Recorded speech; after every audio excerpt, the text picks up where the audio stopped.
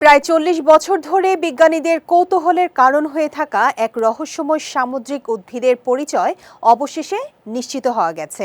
যুক্তরাজ্যের কর্নওয়ালের মার্ল বেডে পাওয়া গেছে গোলাপি ডোরাকাটা এক নতুন প্রজাতির অ্যালগি। এর বৈজ্ঞানিক নাম কেরামিয়াম রেউনিসিয়ানাম।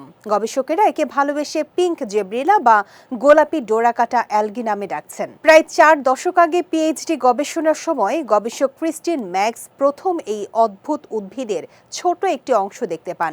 তার ধারণা হয় এটি সম্পূর্ণ নতুন কোনো প্রজাতি, কিন্তু প্রজাতিটি নিশ্চিত করতে প্রয়োজন ছিল বড় নমুনার। অবশেষে প্রায় 2 বছর আগে কর্নওয়ালের একটি মার্ল বেড জরিপে নতুন নমুনা পাওয়া যায়। বিশেষভাবে সংরক্ষণ করে ডিএনএ বিশ্লেষণের পর বিজ্ঞানীরা দীর্ঘ 40 বছরের অপেক্ষার অবসান ঘটান। মার্ল বেড দেখতে অনেকটা প্রবালের মতো হলেও এগুলো আসলে অসংখ্য ক্ষুদ্র চুনযুক্ত অ্যালগি একত্রে হয়ে তৈরি করে।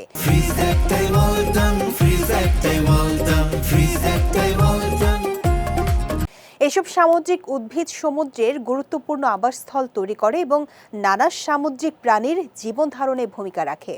গবেষকদের মতে এই আবিষ্কার শুধু নতুন একটি প্রজাতির সন্ধান নয়, বরং সামুদ্রিক জীববৈচিত্র্য সংরক্ষণের গুরুত্ব সামনে এনেছে।